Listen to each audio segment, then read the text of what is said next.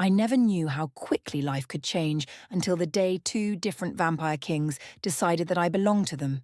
And sometimes when I look back on it, I still feel the same cold fear inside my chest, a heavy pressure that never really leaves, because even now I can remember how small and human I felt when the weight of two vampire realms suddenly turned toward me.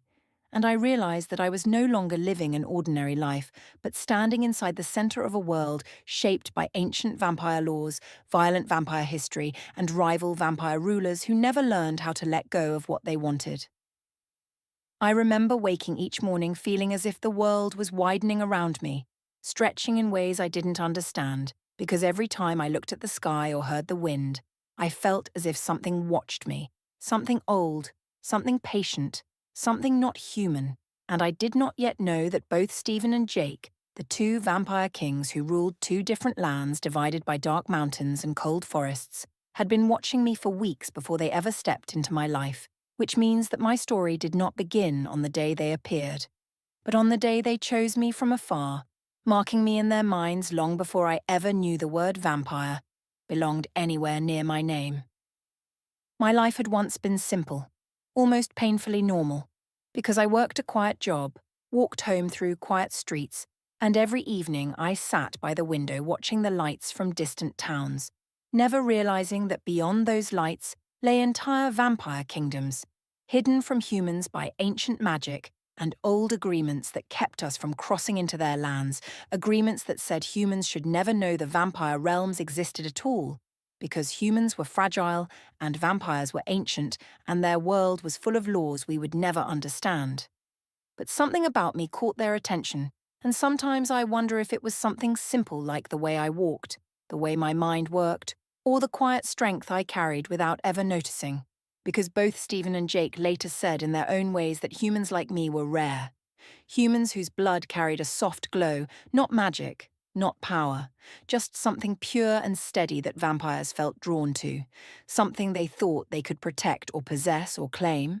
And when I learned that, I finally understood that nothing about this was personal, not at first, because to a vampire king, a human life is a small thing, like a candle in a hallway of flames. And yet somehow both kings decided that I was worth the risk, the attention, the trouble. The day Stephen marked me was the first moment I realized that the stories about vampires were not stories at all, because it happened so quietly and so simply that I didn't even understand what had occurred, only that I felt a strange warmth along the inside of my wrist, a heat that pulsed like a heartbeat that wasn't mine, a soft throb that made my skin tingle, and when I looked down there was a small mark there, a faint shape like a drop of blood pressed into my skin, glowing for a moment before it faded into something pale and silver.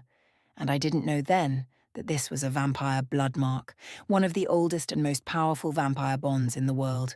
A bond that claimed me for the vampire king Stephen, whose cold, quiet kingdom sat deep in the north where the nights were long and the moon never rose without a red tint. For days afterward I felt watched, but not harmed, the way someone feels when a great storm is waiting on the horizon but hasn't reached the village yet. And while I tried to ignore the strange sensation that pulsed inside my wrist, I learned later that the blood mark allowed Stephen to feel my presence the way a hunter feels a distant ember in the dark. Not enough to control me, not enough to hurt me, but enough to find me. And he used that connection to watch over me from the shadows, convinced that I was destined for him because ancient vampire beliefs said a blood mark never formed unless vampire blood recognized something worthy in a human soul. But while Stephen watched me from the cold edges of the world, Jake watched me from the warm center of his kingdom, a place filled with bright fires, open courts, and restless vampire soldiers who followed him because he was bold and fierce and loud, nothing like Stephen's silent and restrained nature. And Jake believed in the old vampire law claim, a written law carved into stone long before any human city existed, a law that said a vampire king could choose a human by right of protection, claiming them under his crown as part of his realm's future. A law so powerful that once spoken, it could not be ignored by any vampire kingdom, not even enemies. Jake used that law on me before he ever touched me, before I ever saw him, because he had seen me once, far away, through an enchanted mirror that allowed him to view the human world, and he believed that he saw something inside me that matched the hunger in his kingdom because he ruled a place full of fire and passion, a world that wanted a queen who was not afraid to stand in the light. And when he used the law claim, the mark settled onto my shoulder like a faint ring of warmth, a soft pulse that wrapped around me like a necklace of light. And though I did not know what it was, Jake felt it across the world and believed that I now belonged to him. So when Stephen found out that Jake had used the law claim, he was furious in the cold, quiet way that only ancient vampires can be furious. And when Jake found out that Stephen had used the blood mark, he was furious in the loud, burning way that only fire-born vampires can be. And the vampire realms began to shake around me because two different vampire rites had been placed on the same human woman, and there was no rule, no guidance, no old story that said what should happen next. Because never once in vampire history had two vampire kings claimed the same human at the same time. And this meant that vampire laws were breaking, old rules were failing, and ancient alliances were trembling like thin branches in a storm.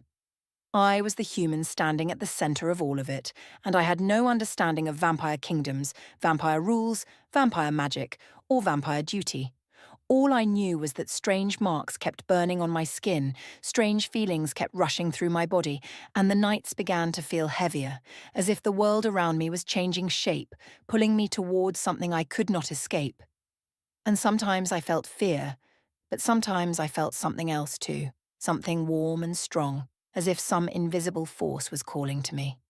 When the two vampire kings finally came for me, the world around me seemed to stop moving, because Stephen arrived first, stepping out of a shadow behind my house, and even though I could not hear his footsteps, the air changed when he appeared, growing colder and sharper, like winter air that cuts the lungs, and I felt the blood mark on my wrist pulse in response to him, as if it recognized its creator, as if it wanted to pull me toward him.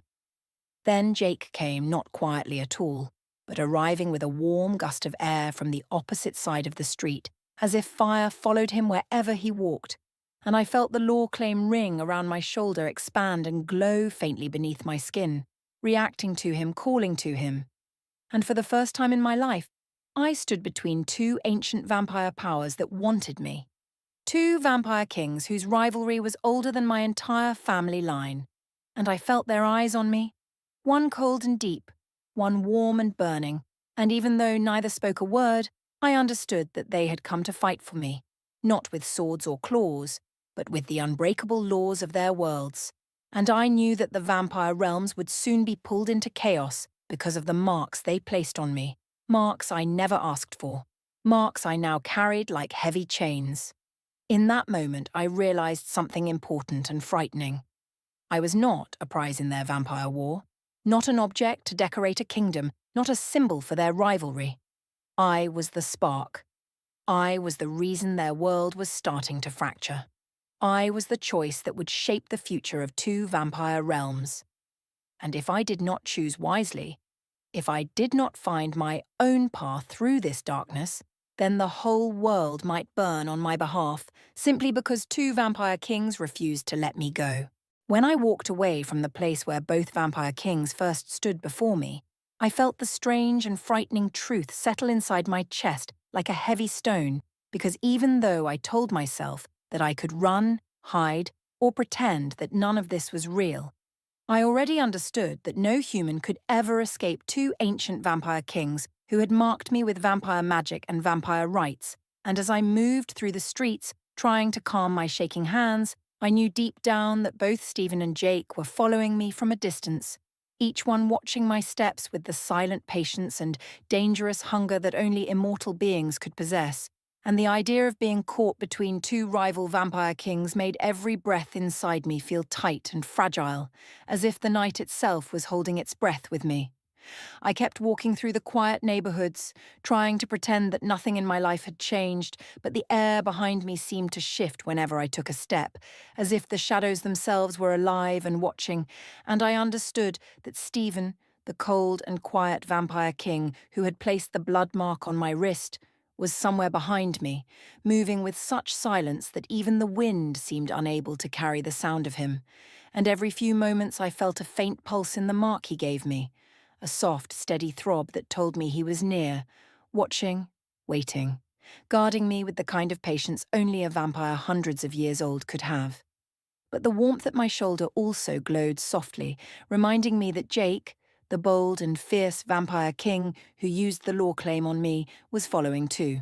Not quietly like Stephen, but moving with a warm, steady presence, like a fire walking behind me, strong and confident and impossible to ignore. And whenever I felt the glow of the claim shift, I almost sensed his thoughts, not in words but in something simpler, something deeper, like the feeling of someone reaching out but stopping just short of touching my skin, holding himself back only because he knew that the vampire laws demanded caution during a double claim, especially when two vampire kings were involved. As I made my way home, I could feel their distant tension pressing against me, as if the two vampire kings were silently fighting behind me without speaking, each one stepping forward when the other stepped back, each one watching my movements with the same intense focus, but for completely different reasons. And I suddenly understood that the vampire realms were not built on peace or cooperation, but on old grudges, ancient power, and unbreakable bonds. And now those ancient forces were pushing me into the center of something far larger than anything I had ever imagined. When I reached my home, the world around me felt different, heavier, as if the night air itself was made of iron, and as I stepped inside, I realized that neither vampire king followed me past the doorway, because vampire kings could cross into human homes only through ancient permission, and both Stephen and Jake were too bound by old rules to break such a boundary, even though they were powerful enough to tear down the entire street if they wanted to claim me by force. But vampire kings lived in a world of laws. Old ones, strict ones, and even their rage had limits set by the ancient vampire traditions.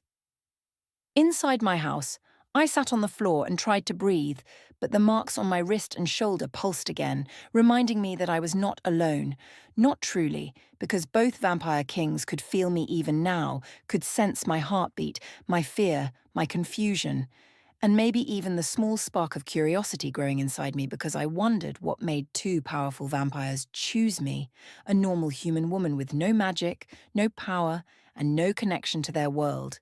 And the more I tried to ignore that question, the louder it became inside my mind. It was in that moment, sitting in my small, quiet home, that I realized the danger I was in was not only from vampires claiming me, but from the entire vampire world watching those claims. Because vampire realms were ancient and proud, and no vampire kingdom wanted to appear weak, especially not when two rival kings were involved. And if word spread, and I knew it would, then vampire lords, vampire councils, vampire fighters, and vampire courts would begin to take sides, choosing whether the blood mark or the law claim held more power. And I knew that sooner or later, the whole vampire world would turn toward me, analyzing me, judging me, possibly even trying to remove me, not because of who I was, but because of what it meant for two vampire kings to want the same woman. As the night grew deeper, I walked to my window and looked out, expecting to see the empty street I always saw at night. But instead I felt the cold weight of Stephen's presence in the far shadows, like a still figure carved from moonlight and ice, watching me with that silent, steady patience that seemed to stretch across time. And on the opposite side I felt Jake, standing beneath a street lamp, glowing faintly with the warmth of his kingdom, his presence like fire wrapped in human shape, bold, bright, and unhidden. And the strangest part was that I could feel their emotions, not clearly like spoken words, but faintly through the marks they placed on me, and both marks pulsed with the same message, an awareness of danger rising around me. I began to understand then why the vampire kings had come for me in person, why they had allowed themselves to be seen, why they risked so much by appearing in the human world for the sake of one woman, and the reason was not romance or desire, not at first, but something deeper and far more dangerous. Because the moment two vampire kings claim the same human, the vampire laws demand that both rulers stand watch until the human's choice is known. And that meant Stephen and Jake had to guard me, follow me, protect me, and watch each other every single moment, because neither could allow harm to come to me while the other king lived. And this rule alone was enough to ignite old anger between them. I went to bed knowing that both vampire kings stood outside, silent and unmoving, watching my house under the same moonlight. And I told myself that I did not care, that I would sleep, that I would pretend none of this mattered.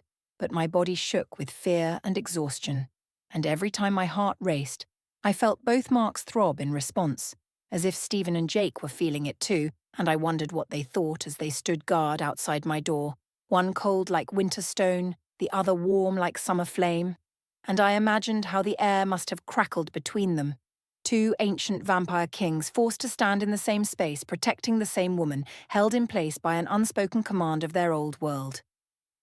When I finally fell asleep, I dreamed of two vampire kingdoms, one covered in snow and blue shadows, ruled by Stephen, where vampire soldiers moved silently and vampire laws were carved in stone, and the other kingdom burned with red torches and bright halls ruled by Jake, where vampire warriors trained in open courts and vampire leaders argued loudly beneath banners of fire, and in the dream I stood between those two kingdoms while they stretched out toward me like two giant hands, one cold, one warm, and I felt myself pulled in opposite directions at the same time.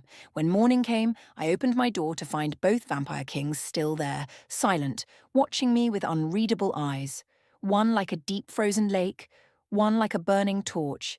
And for the first time I realized something that made my breath stop. Neither of them had slept, neither had moved, neither had left their place, because vampire kings did not sleep the way humans did, and they had kept watch over me all night, because they were bound by duty, obsession, power, and possibly something much darker that I did not yet understand. As I stepped into the morning light, I felt the two marks pulse again, one cold, one warm, and I sensed the shift in the world around us, because the quiet human town felt wrong now, too small to hold two vampire rulers, too fragile for the weight of their presence. And I knew that soon they would not stay silent.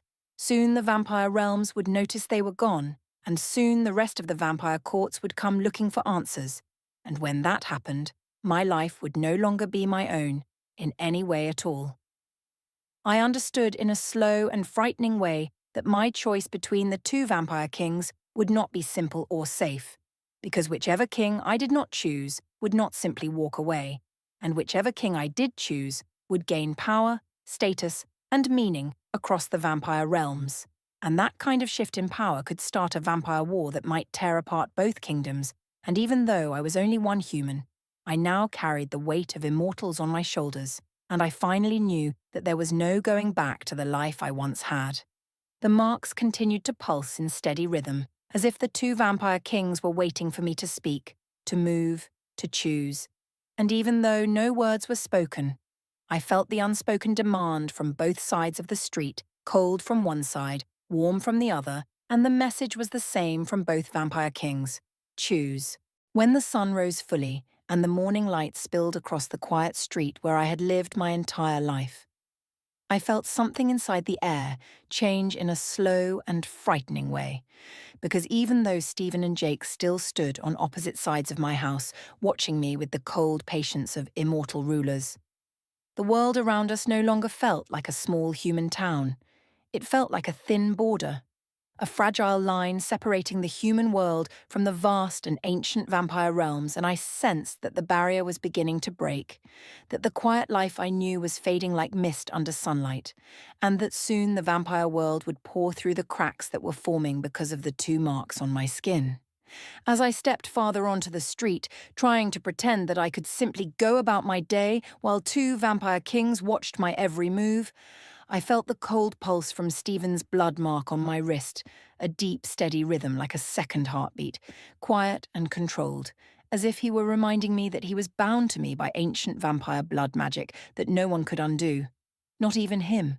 And at the same time I felt the warm glow from Jake's law claim at my shoulder, bright and strong, like a soft fire resting beneath my skin, as if his kingdom's oldest vampire law was wrapped around my body like an invisible chain, holding me in place between fire and ice. I walked to the end of the street, knowing they followed, Stephen moving through shadows without sound, Jake moving openly under the morning sun simply because he could, his vampire strength and vampire power so great that sunlight barely touched him compared to younger vampires. And as I reached the path that led toward the town's market, I felt something shift across the sky. A strange vibration, like the air itself, was being pulled in two directions, and I suddenly understood that the vampire realms had finally noticed what Stephen and Jake had done.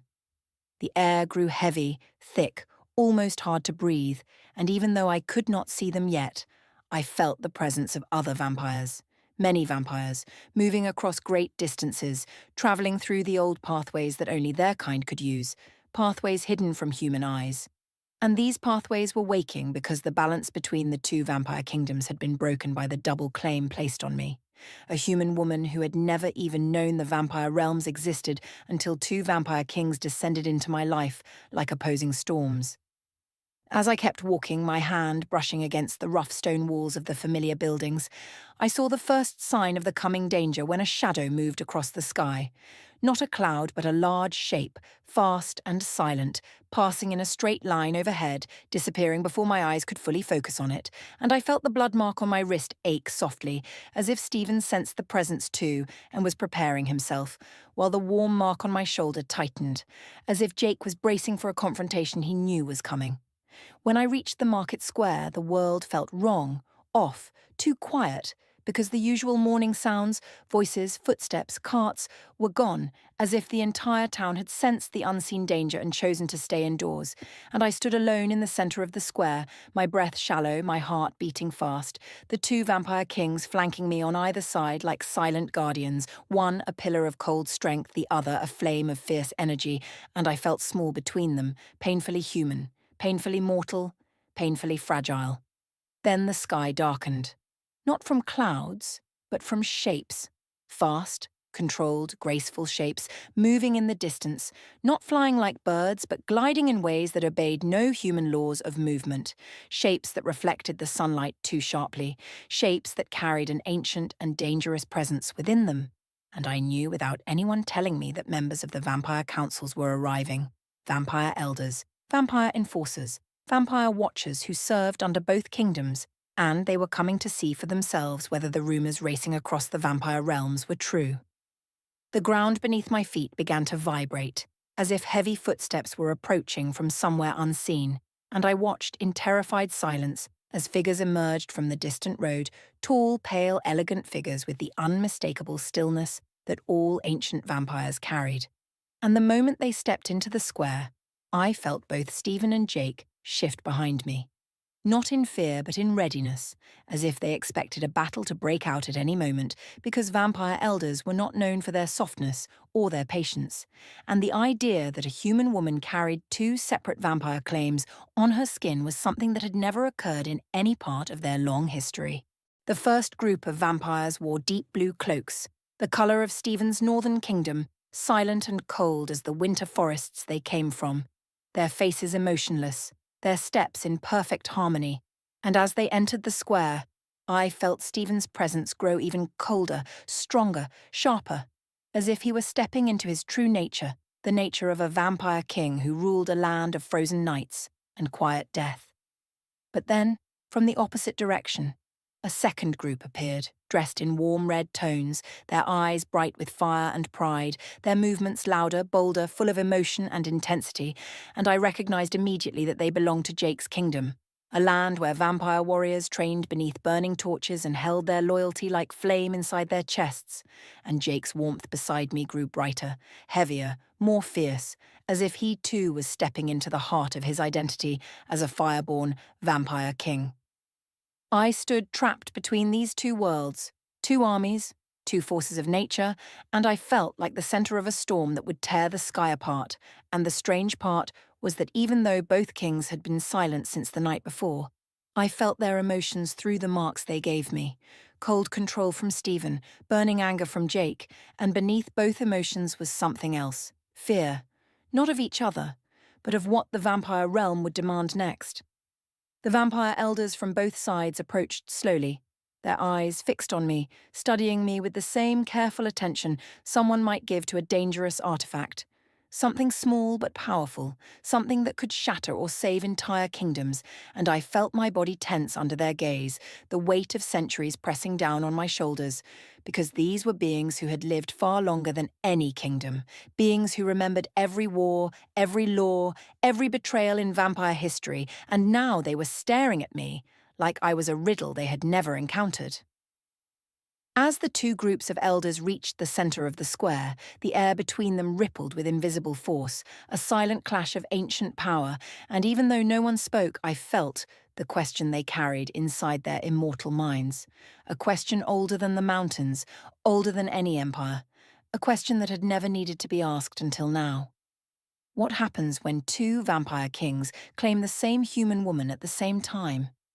I felt the marks on my skin pulse harder, almost painfully, as if Stephen and Jake were trying to shield me from the growing pressure of the vampire elders' power.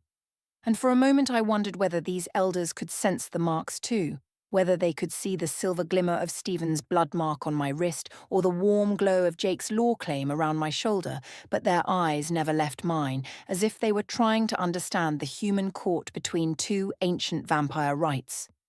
Then the sky cracked with another shadow, larger, heavier, darker than the ones before, and I felt a jolt of fear as a new presence spread across the square, thicker and heavier than anything I had felt yet, and I knew immediately that this was no ordinary vampire, no elder, no warrior, but something older, something powerful beyond words, something that even Stephen and Jake had not expected to arrive so soon. The ancient vampire judges, the ones who enforced the oldest laws. The ones who decided which kings lived or died. The ones who could order the execution of entire cities with a single gesture. They were here because of me, because of the marks on my skin, because of two vampire kings who refused to back down. The ground shook as they landed, three figures dressed in black robes stitched with silver threads that shimmered like starlight. And every vampire in the square, from the warriors to the elders to the kings themselves, stood absolutely still. Not out of respect, but out of fear, because ancient vampire judges answered to no one, not even to kings, and their decisions were final, merciless, unbreakable. I felt their eyes on me, cold, ancient, empty of anything human. And in that moment, the truth hit me like a strike of lightning. The vampire realms were no longer simply watching me. They were preparing to judge me. Judge the claims. Judge the kings. Judge the future. And I realized that the choice I thought I had, the choice between Stephen and Jake, was no longer mine alone. The entire vampire world wanted to choose for me. The vampire courts wanted to control me. The vampire judges wanted to decide my fate. And the two vampire kings who marked me were no longer just rivals. They were becoming enemies at the edge of a war so old and so violent that the world had buried its stories. As the ancient judges stepped closer, the marks on my wrist and shoulder burned like fire and ice, pulsing with the same message from both kings, a message heavy with desperation and fear and power. When the ancient vampire judges stepped into the center of the market square, everything around me seemed to fall away, as if the world itself had stopped breathing, because these judges carried a kind of silence that did not feel like quietness, but like the complete removal of sound, the stripping away of all warmth and all light, the erasing of everything human. And I felt that silence sink into my bones like ice that would never melt. And it became clear to me why even the vampire kings feared them, because the old judges were not rulers or warriors or political leaders. They were the voice of the law that had existed before kingdoms, before courts, before names, and they enforced vampire law with a cold, ancient force that no one could defy. I stood perfectly still because every part of my body felt frozen, not by cold, but by the weight of their presence, and the two vampire kings who had followed me through the night now stood separated by the silent pressure of the judge's power. And even though Stephen and Jake were known for their strength and were feared across the vampire realms for their ability to destroy cities when angered, I saw in the corners of my vision that they both held themselves with unnatural stillness, backs straight, shoulders tense, hands slightly curled in a way that meant they were prepared to defend me, but also unable to act until the judges revealed their intent. As the sun climbed higher, the light did not seem to touch the judges at all, as if the sunlight feared them or simply passed through them, because their bodies did not cast shadows the way Stephen and Jake did. And when I looked into their hooded faces, I saw nothing inside them. Not eyes, not flesh, not age, not emotion. Only darkness that seemed to stretch endlessly inward, as if they were not creatures at all but ancient doors the world had forgotten existed. Doors leading to a place where vampire lore began and where every vampire king learned to bow their head. The first judge stepped closer, and even though no word was spoken, I felt something slide through my mind, like a cold whisper made of nothing at all.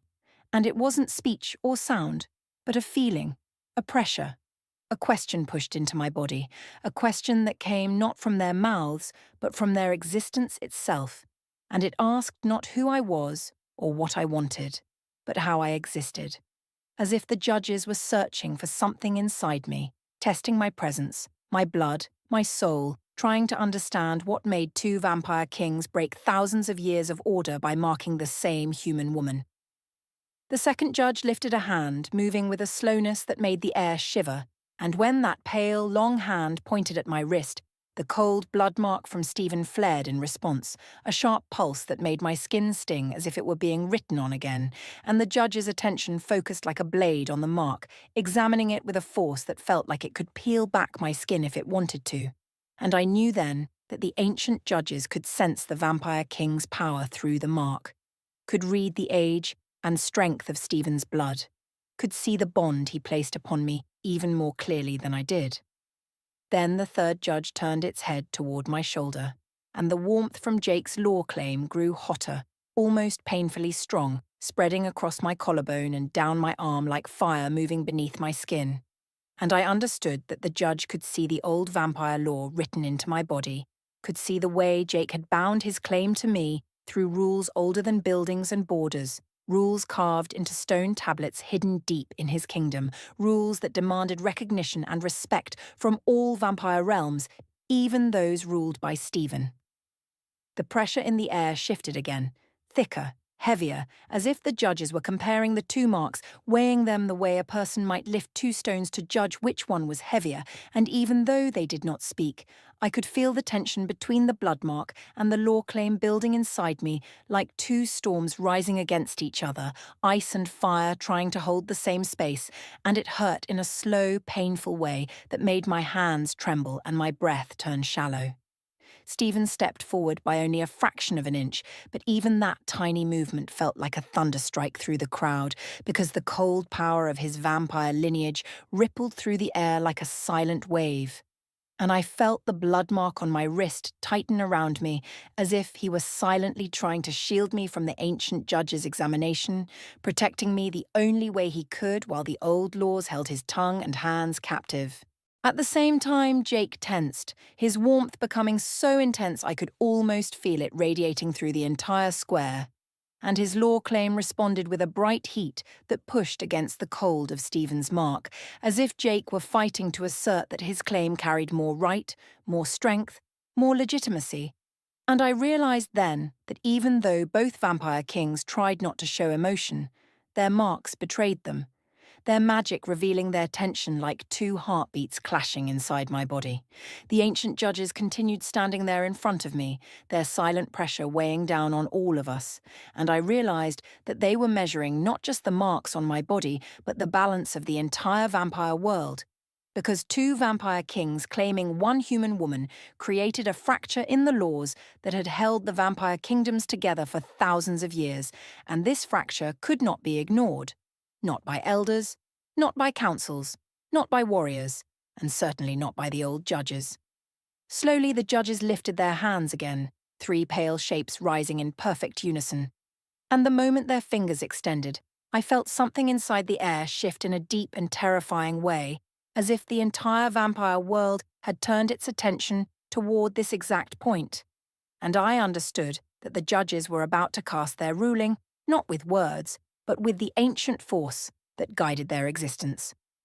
The first judge's hand pointed towards Stephen, and I felt the blood mark tighten sharply, painful and cold, as if the judge was recognizing the power and legitimacy of the vampire blood mark, acknowledging that Stephen had used one of the oldest vampire rituals to bind me to him.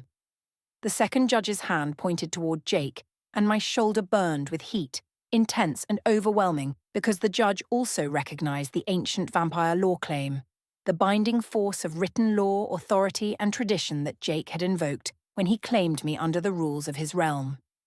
But then the third judge pointed toward me, and the marks on my skin flared together, ice and fire colliding so violently that I staggered where I stood, grabbing onto the wooden frame of a market stall to keep from falling, because I felt both claims battling inside me, not fighting each other, but fighting the question the judge was asking without words, a question I had not realized the vampire world could even ask. The question was simple. Too simple. Terrifyingly simple. Was I capable of surviving the weight of both claims? The judges were not choosing a king. They were not choosing a law. They were not choosing a kingdom. They were choosing whether I could endure what was happening, whether a human body and a human mind and a human soul could withstand being touched by two ancient vampire rites at the same time.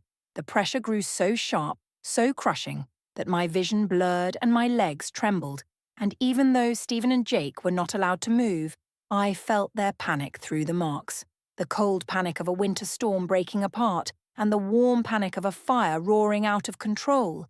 I felt as if the judges were reaching inside me, searching for something fragile, some inner thread, some quiet spark that would tell them whether I was strong enough to survive being claimed by two vampire kings, or whether having two immortal bonds in my body would eventually tear me apart, break my mind, break my soul, break the laws of nature that separated humans from vampires.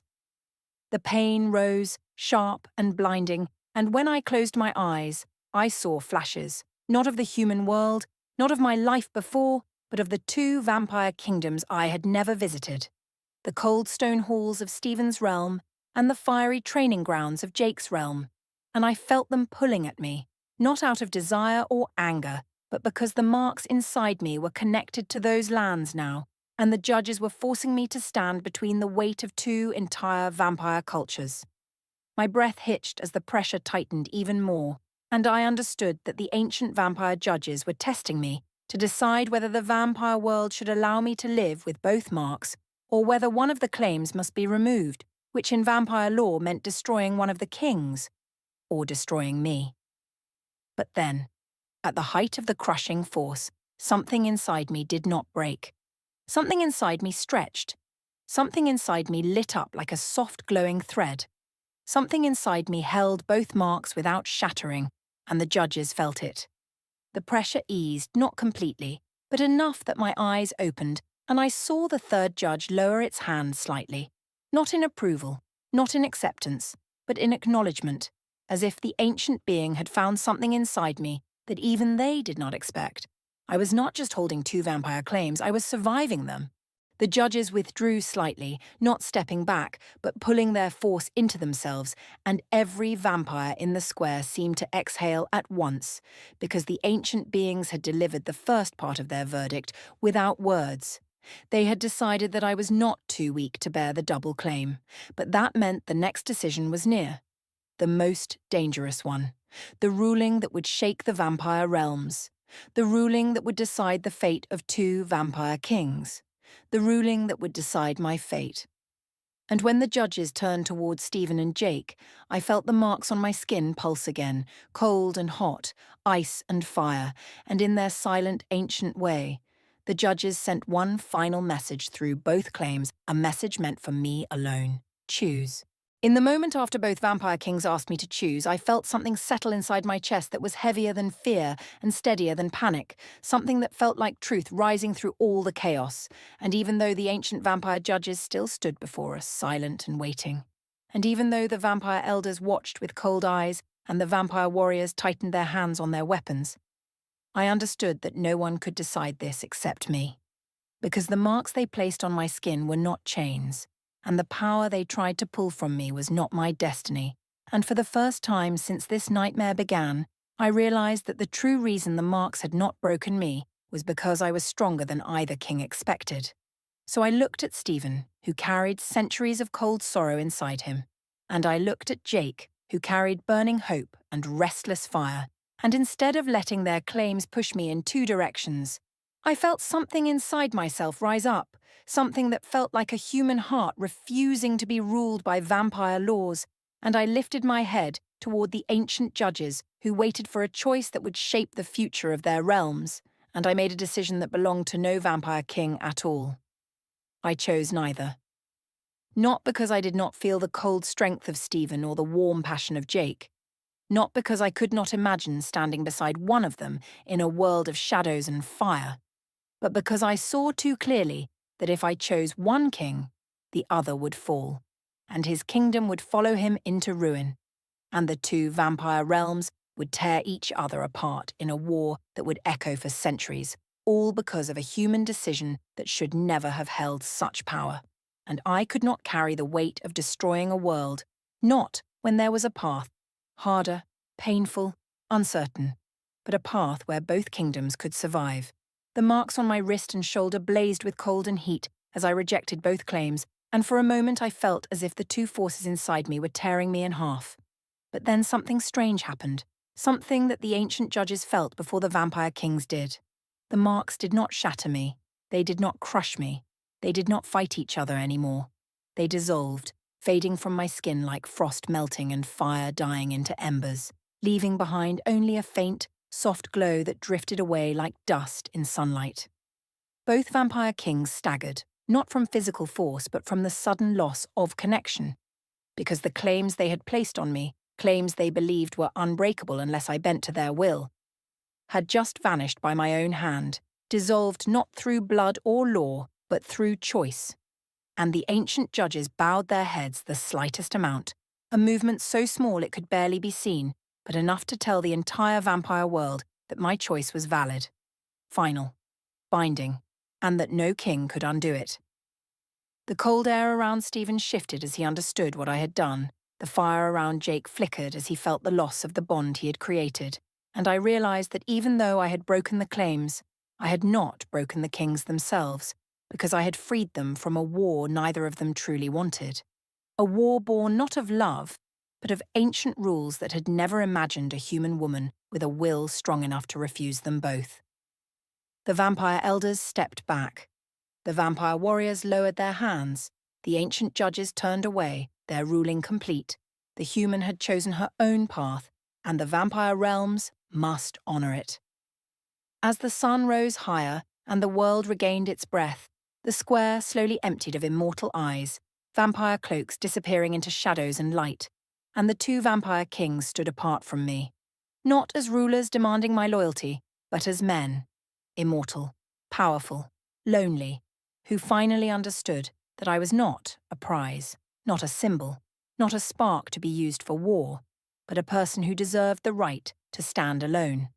And when I finally turned and walked away from both of them, leaving the marks behind and the vampire realms trembling with the shock of my choice, I felt something inside me settle with calm strength, because I was no longer a human caught between fire and ice, no longer a token in a vampire struggle, no longer a woman claimed by two immortal kings. I was simply Mary, alive, free, unmarked, unafraid. And for the first time since the vampire kings entered my life, I felt whole. If two vampire kings claimed you in blood and law, would you choose the one who fears losing you or the one who burns the world to keep you? Like, comment, and subscribe for the next gem.